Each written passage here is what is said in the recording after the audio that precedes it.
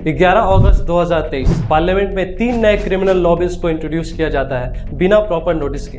Opposition इसके खिलाफ protest करती है। फिर 20 दिसंबर 2023 में इन 3 क्रिमिनल लॉ बिल्स को अनअपोज्ड पार्लियामेंट में पास कर दिया जाता है और अपोजिशन पार्लियामेंट में मौजूद ही नहीं थी। रिकॉर्ड 146 एमपीज पार्लियामेंट से सस्पेंडेड थे। इस सस्पेंशन को लेकर जंतर मंतर में भी भारी प्रोटेस्ट देखने को मिलता है। अब 1 जुलाई 2024 में सरकार ने 3 क्रिमिनल लॉज को लागू किया ही था कि चारों तरफ प्रोटेस्ट का माहौल शुरू हो गया। मद्रास हाई कोर्ट के एडवोकेट्स एसोसिएशन ने 8 जुलाई के दिन कोर्ट को ही बॉयकॉट करने का फैसला सुना दिया। बार काउंसिल की तरफ से लेटर्स दिए गए हैं ये कहते हुए कि लॉज तो सुप्रीम कोर्ट के गाइडलाइंस के बिल्कुल खिलाफ है। इनसे पुलिस के कॉलोनियल माइंडसेट को बढ़ावा मिलेगा। एक सुप्रीम कोर्ट जज कहते हैं old wine in new bottle, changes बस कॉस्मेटिक ही निकले। पी चिदम्बरम जो कि फॉर्मर यूनियन होम मिनिस्टर है, उनका कहना है कि ऐसा करना था तो अमेंडमेंट्स ही कर लेते। आईपीसी, सीआरपीसी और आईएसी को हटाकर नए क्रिमिनल कोड्स लाने की क्या ज़रूरत थी। यहाँ तक कि डॉक्टर्स भी प्रोटेस्ट करने लग गए ये कहते हुए कि डॉक्टर्स डे में गवर्नमेंट का ऐसा तोहफा। ऐसे लॉज बनाओगे तो डॉक्टर्स क्रिटिकल पेशेंट को देखने से पहले 100 बार सोचेंगे, नुकसान पेशेंट का ही होगा। उधर डीएमके के लॉयर्स हंगर स्ट्राइक कर रहे हैं। ये कह रहे हैं कि ये लॉज एंटी डेमोक्रेटिक है और इससे देश में पुलिस राज आ जाएगा। इतनी आवाज़ें और प्रोटेस्ट देश में उठ रही है इन लॉज के खिलाफ, लेकिन क्या है इन क्रिमिनल लॉज की असलियत? क्या ये हमारे जस्टिस सिस्टम को रिवोल्यूशनाइज कर देगा जैसा गवर्नमेंट कह रही है, या फिर अब पुलिस की ज़्यादा सुनी जाएगी और आम नागरिक की कम? इन सब का जवाब आज के एपिसोड में आपके सामने। पर एक बात और, लाइक, शेयर और सब्सक्राइब करना मत भूलिएगा। Let's begin.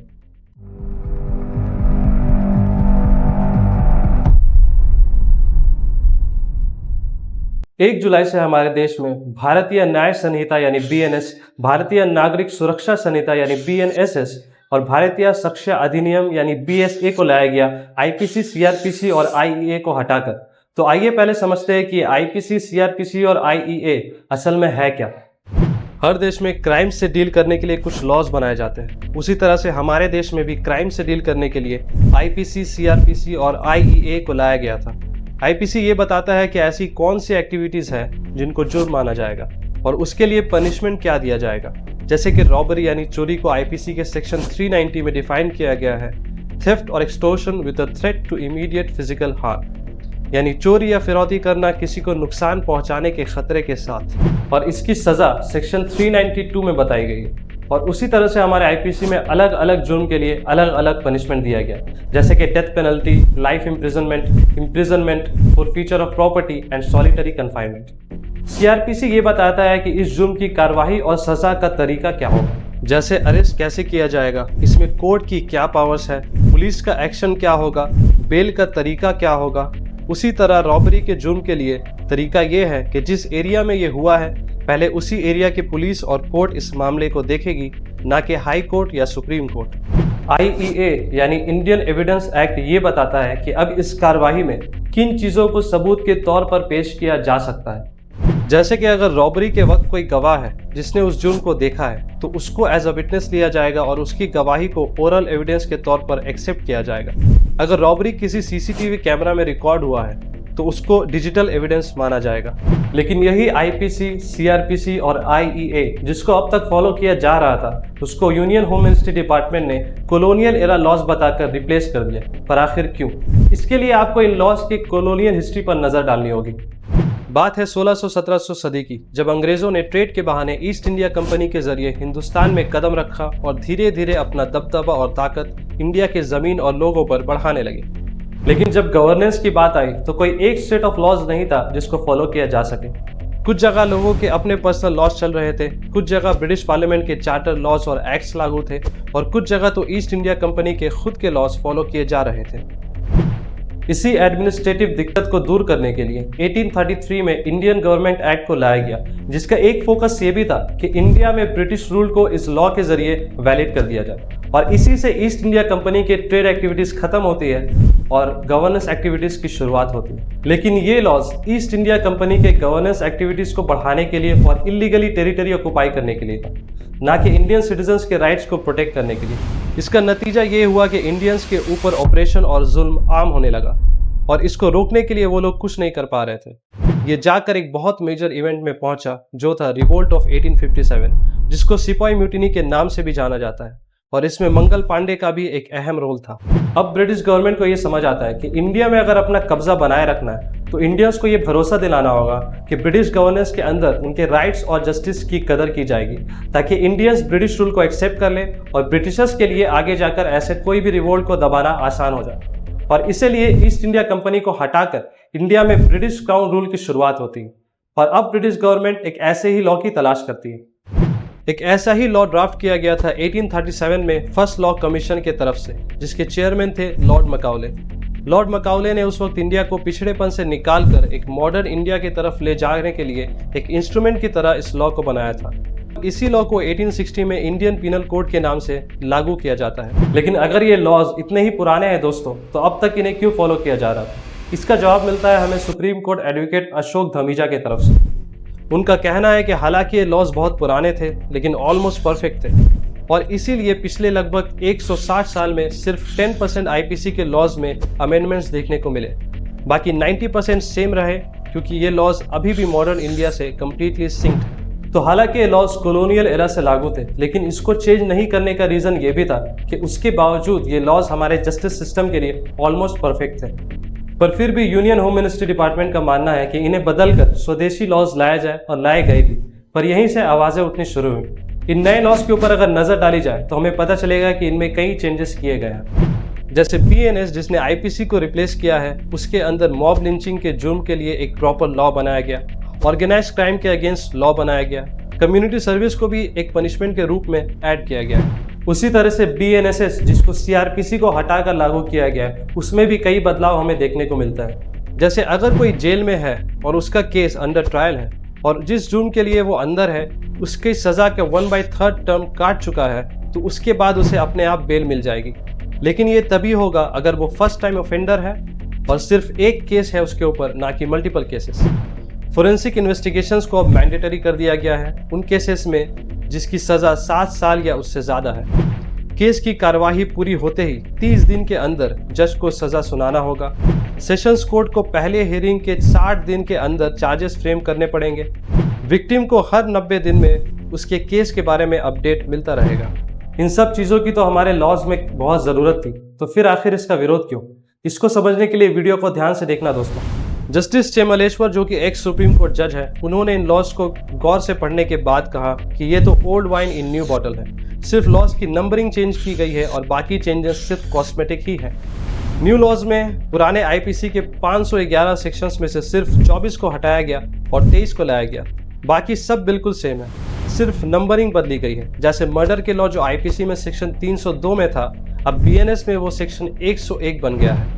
इसी को बताते हुए former union home minister P Chidambaram ने कहा कि इन लॉज को तो सिंपली अमेंडमेंट्स के जरिए लाया जा सकता था, तो फिर पूरे क्रिमिनल कोड्स को बदलने की क्या जरूरत है? इसकी वजह से पूरे लॉ सिस्टम को अब इस नए लॉ के हिसाब से अडॉप्ट करना होगा।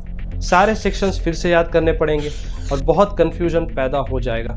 लेकिन अगर आप और गौर से इन लॉज को देखोगे दोस्तों, तो इस स्वदेशी लॉ के अंदर कॉलोनियल एरा से भी पिछड़े सोच के प्रोविजंस आपको नजर आएंगे, जिसको बार काउंसिल ने अपने लेटर्स में बहुत स्ट्रेस के साथ लिखा है। पुराने लॉज के तहत पुलिस सिर्फ 15 दिन तक किसी को अपने कस्टडी में रख सकती थी। ऑलरेडी कई रिपोर्ट्स देखने को मिलते हैं जिसमें पुलिस कस्टडी में लोगों के साथ टॉर्चर किया जाता है और यहाँ तक कि उनकी मौत भी हो जाती है। 2020 और 2022 के बीच, यानी सिर्फ 2 सालों में लगभग 4400 कस्टोडियल डेथ्स के केसेस देखने को मिले।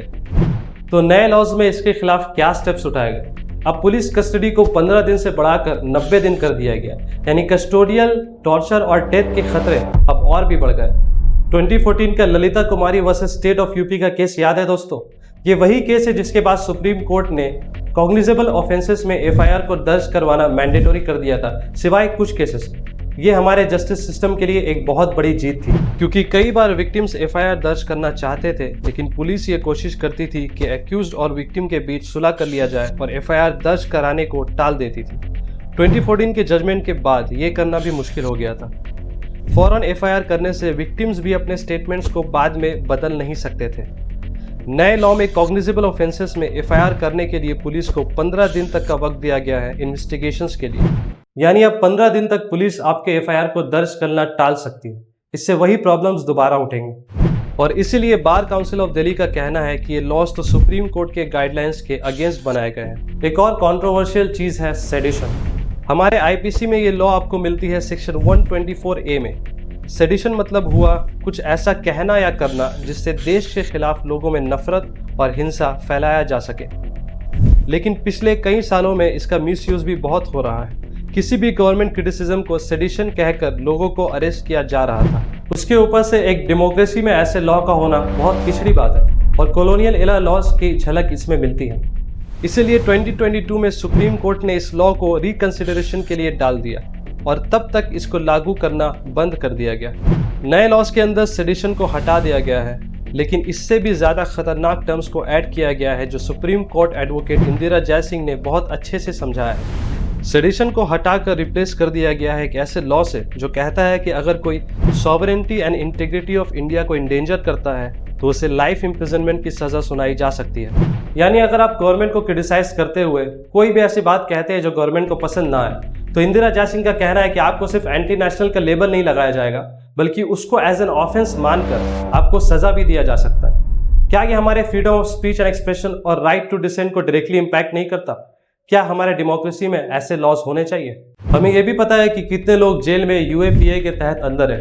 हालांकि पूरे देश में ये आवाजें उठती है कि यूएपीए का गलत इस्तेमाल किया जा रहा है। पुराने लॉज के हिसाब से यूएपीए लगाने से पहले एक सैंक्शन यानी ऑर्डर की जरूरत पड़ती थी। नए लॉज में इसको भी हटा दिया गया है और कोई भी लोकल पुलिस बॉडी आपको यूएपीए के तहत गिरफ्तार करके अंदर कर सकती है बिना अकाउंटेबिलिटी के। नेशनल लॉ यूनिवर्सिटी दिल्ली के senior faculty doctor Neeraj Tiwari भी इस लॉ को बनाने की कमेटी के हिस्से रहे हैं। इंटरेस्टिंग बात है कि इसी यूनिवर्सिटी के प्रोजेक्ट 39A ने बताया है कि डीकोलोनाइजेशन की बात तो छोड़िए, इन नए क्रिमिनल लॉज को पढ़कर ऐसा लगता है कि कॉलोनियल स्पिरिट को वापस अपनाया जा रहा है और भी ज्यादा इंटेंसिफाई किया जा रहा है।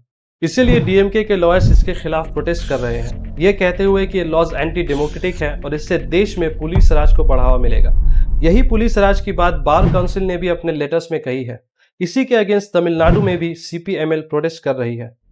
तो क्या इन लॉज के जरिए कॉलोनियल एरा के प्रोविजंस को हटाया जा रहा है या फिर वापस लाया जा रहा है? इसका जवाब मैं आप पर छोड़ता हूं दोस्तों, नीचे कमेंट में लिखकर जरूर बताना। पर इन सब में डॉक्टर्स क्यों प्रोटेस्ट कर रहे हैं? डॉक्टर्स कई सालों से इस बात को रख रहे हैं कि क्रिटिकल पेशेंट्स के इलाज के दौरान साइड इफेक्ट, इंजरी और डेथ का रिस्क हमेशा रहता है। उनमें से कुछ रेयर केसेस में ऐसा हो सकता है कि ये मौत मेडिकल नेग्लिजेंस की वजह से हो, लेकिन पेशेंट पार्टी या पुलिस खुद इस चीज को डिसाइड नहीं कर सकती।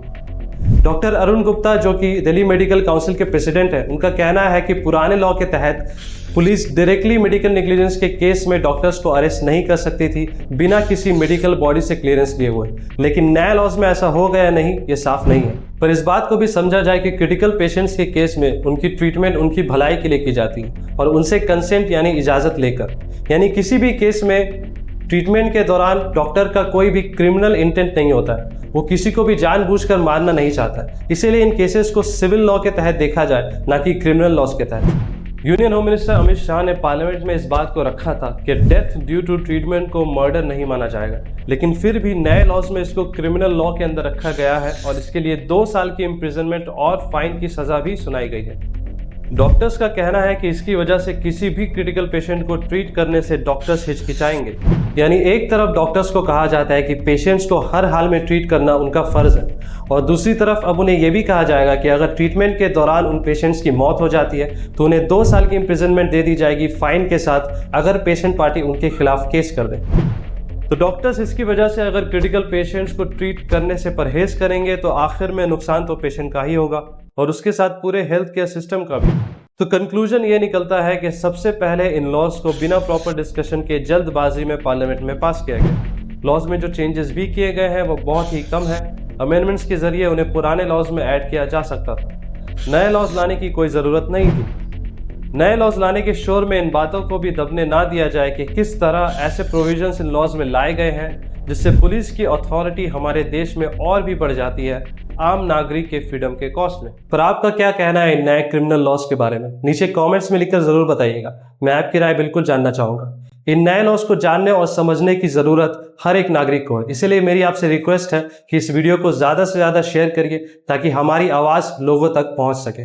यूनिफॉर्म सिविल कोड के ऊपर हमारा वीडियो आ चुका है दोस्तों, हमारे चैनल पर आपको ये मिल जाएगा। मिलते हैं नेक्स्ट वीडियो में।